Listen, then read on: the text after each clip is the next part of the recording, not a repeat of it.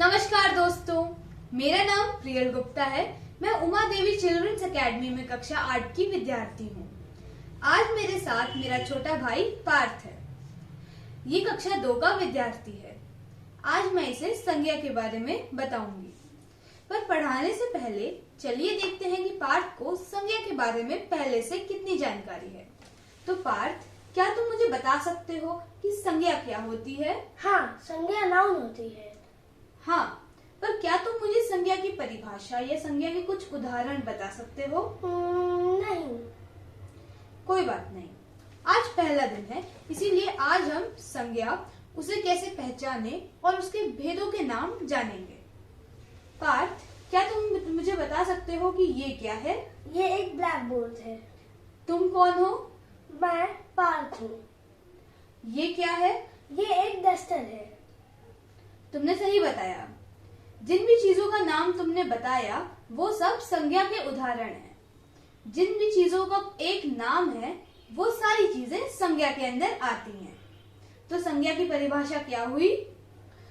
किसी चीज का नाम संज्ञा कहलाता है।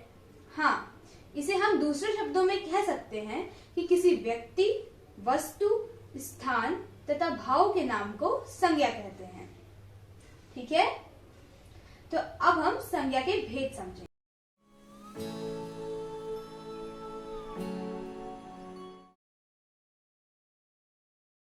पार्थ, हमने पिछली कक्षा में क्या पढ़ा था? हमने पिछली कक्षा में पढ़ा था कि संज्ञा क्या होती है, उसे कैसे पहचाने और उनके भेद क्या होते हैं।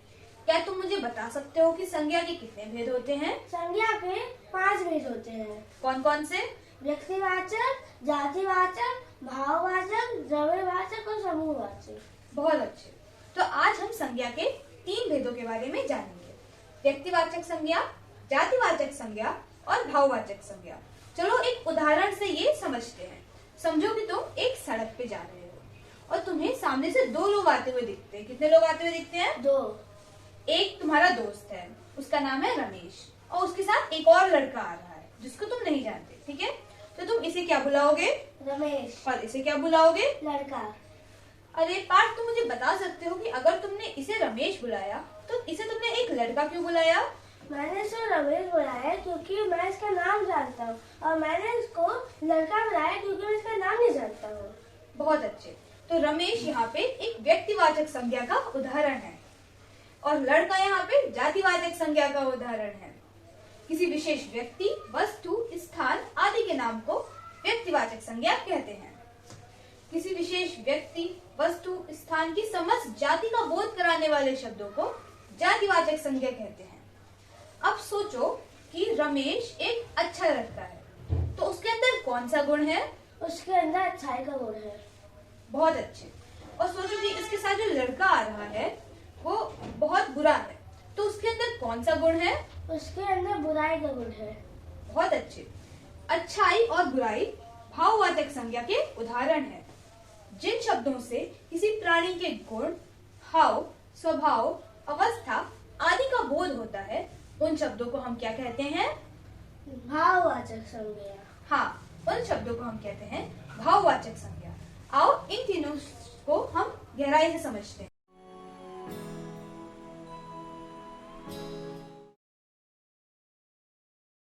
आज तीसरा दिन है और आज मैं पार्थ को द्रव्यवाचक और समूहवाचक संज्ञा के बारे में बताऊंगी।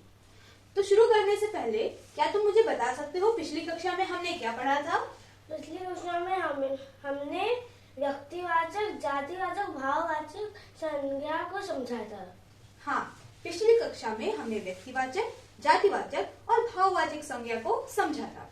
इस कक्षा में हम बचे हुए 2 प्रकार के संज्ञा को समझेंगे, द्रव्यवाचक और समूहवाचक। तो चलो शुरू करते हैं।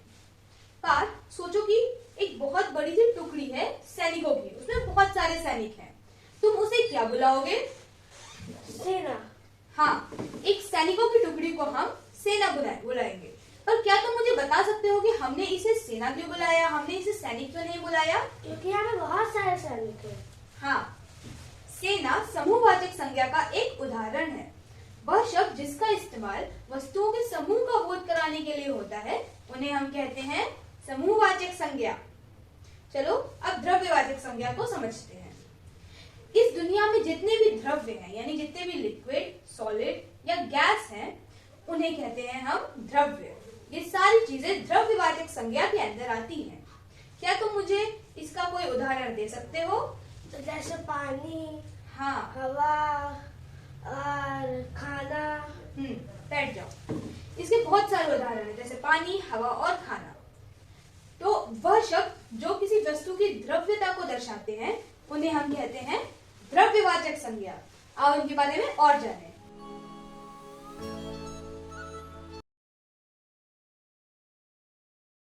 पार्थ, हमने संज्ञा का पाठ पूरा कर लिया है।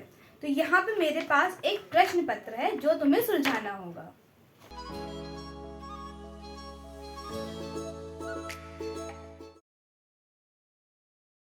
यहाँ पे हमारी कक्षा खत्म होती है। पार्थ, क्या तुम मुझे बता सकते हो तुम्हारा इस कक्षा का अनुभव कैसा था?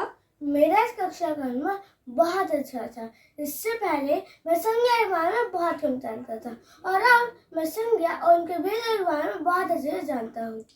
बहुत अच्छे। अब मैं तुमसे चाहती हूँ कि तुम इस पाठ को किसी ऐसे बच्चे को पढ़ाओ जिसे संज्ञा के बारे में कुछ ना आता हो, ताकि तुम उसे भी कुछ ज्ञान दे सको। ठीक है?